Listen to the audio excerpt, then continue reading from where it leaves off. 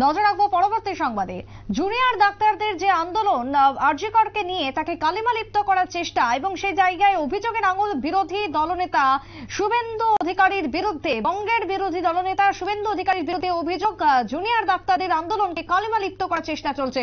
কথা বলবো, টেলিফোন লাইনে রয়েছেন প্রতিনিধি শুভেন্দু সরকার। শুভেন্দু, এই যে আন্দোলন চলছে, আন্দোলনের ঝাঁজ যেন আরো তীব্র হচ্ছে। ইতিমধ্যে প্রধানমন্ত্রীর হস্তক্ষেপের দাবি করেছেন চিকিৎসকরা, তবে তারই মধ্যে এবার এই আন্দোলনকে কালিমা লিপ্ত করার চেষ্টা চলছে। কি খবর রয়েছে? দেখো সুপ্রীতি, এই যে জুনিয়র ডাক্তারদের আন্দোলন রয়েছে সেটা কিন্তু বরাবরই অরাজনৈতিক একটা আন্দোলন ছিল। সেটা তারা কিন্তু বরাবর বুঝিয়ে দিয়েছেন, তারা তাকে ঢোলে বরাবর বুঝিয়ে দিয়েছেন যে তাদের আন্দোলন একেবারে অরাজনৈতিক। যে কারণে আমরা দেখেছি প্রায় সময় যে সমস্ত রাজনৈতিক ব্যক্তিত্বরা তাদের মিছিলে এসেছিল, বিশেষ করে বিজেপির, আমরা দেখেছিলাম অভিজিৎ গঙ্গোপাধ্যায় থেকে শুরু করে তোমার অগ্নিমিত্রা পাল, তাদের সবাই যখন এসছিলেন মিছিলে, সেই সময় কিন্তু তাদের রীতিমতো গো ব্যাক স্লোগান শুনতে হয়েছিল, তাদেরকে রীতিমতো মিছিল থেকে অপমান করে তাড়ানো হয়েছিল। এবং এই যে মিছিল রয়েছে, স্বাভাবিকভাবেই মমতার গদি টলমল, এবং মমতা ব্যানার্জি নিজেই গতকাল কিন্তু জানিয়েছেন তিনি পদত্যাগ করতে রাজি, জনস্বার্থে তিনি পদত্যাগ করতে রাজি। যদিও তার এই কান্না, তার এই যে পদত্যাগ করার আর্জি বা এই যে আবেদন, সেটাকে কুমিরের কান্না বলে কিন্তু অভিহিত করছেন রাজনৈতিক মহলের একাংশ। তবুও তারপরে এই গোটা পরিস্থিতির কিন্তু একটা ফায়দা নিতে চাইছে বিজেপি শিবির। সেই ক্ষেত্রে তারা মোটামুটি তোমার এই যে আন্দোলনটাকে সামনে রেখে তারা মমতা ব্যানার্জির গদি চায়, এই কথা রাজনৈতিক বিশ্লেষকরা এক কথায় স্বীকার করে নিয়েছেন। আমরা এর আগেও দেখেছি পশ্চিমবঙ্গ ছাত্র সমাজ নামে একটি আন্দোলন, যেখানে ছাত্র সমাজের নাম করে একটা আন্দোলন ডাকা হয়েছিল। তাদের কিন্তু দাবি, একদম প্রধান দাবি ছিল নবান্ন দখল বা মুখ্যমন্ত্রীর পদত্যাগ। দফা এক দাবি এক, মুখ্যমন্ত্রীর পদত্যাগ, কিছুটা বাংলাদেশের স্টাইলে।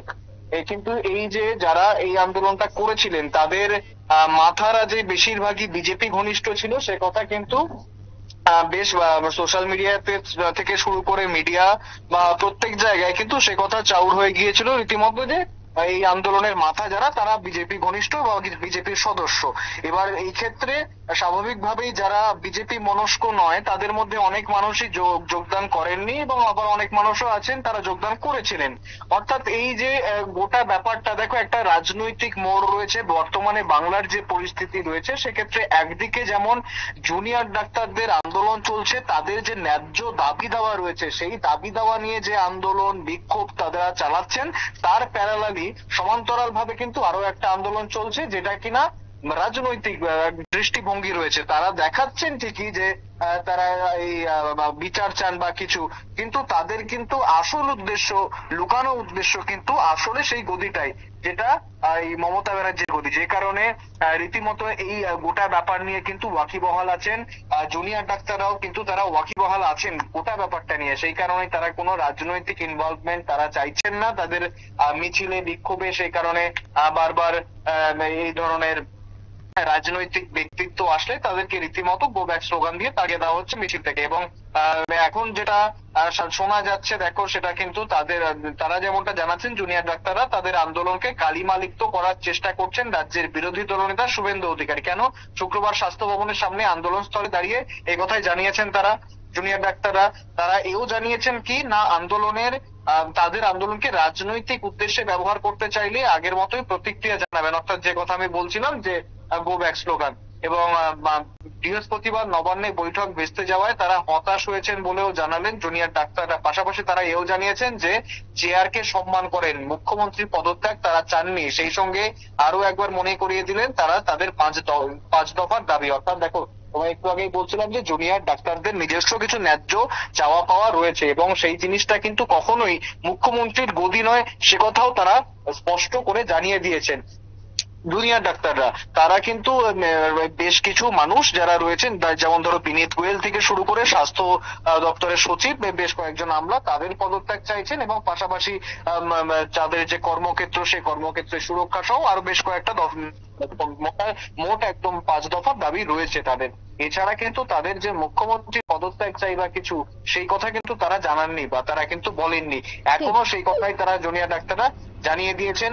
পাশাপাশি এই যেমনটা জানাচ্ছিলাম যে শুভেন্দু অধিকারী যেমনটা দাবি করেছেন যে জুনিয়র ডাক্তারেরা এই গো ব্যাক স্লোগান দেননি, অর্থাৎ যে গো ব্যাক স্লোগানের কথা তোমার বলছিলাম, যে অগ্নিমিত্রা পাল থেকে শুরু করে বিভিন্ন বিজেপি যারা সাংসদ, ধরো এই অভিজিৎ গঙ্গোপাধ্যায় তিনি গিয়েছিলেন, তাদের যে গো ব্যাক স্লোগান দেওয়া হয়েছিল, সেই বিষয়ে কিন্তু শুভেন্দু অধিকারী যাচ্ছেন এই গো ব্যাক স্লোগান জুনিয়র ডাক্তাররা দেননি, বরং ওই গো ব্যাক স্লোগান যারা দিয়েছিল তারা কিন্তু অসামাজিক কিছু ব্যক্তি যারা মদ গাঁজা খেয়ে বহিরাগত হিসেবে রীতিমতো আখ্যা দিয়েছেন, তারা জুনিয়র ডাক্তারদের মধ্যে ঢুকেছিলেন এবং তারা এই গো ব্যাক স্লোগান দিয়েছেন। অর্থাৎ তিনি শুভেন্দু অধিকারী কিন্তু এটা বুঝিয়ে দিতে চাইলেন যে না, জুনিয়র ডাক্তাররা তাদের তাড়াতে চায় না, এটা করেছে বহিরাগতরা, অর্থাৎ জুনিয়র ডাক্তাররা তাদের তাড়াতে চায় না, তার মানে কি জুনিয়র ডাক্তাররা তাদের সমর্থন চাইছেন বা তাদের সমর্থনে তাদের জুনিয়র ডাক্তারদের বিশেষ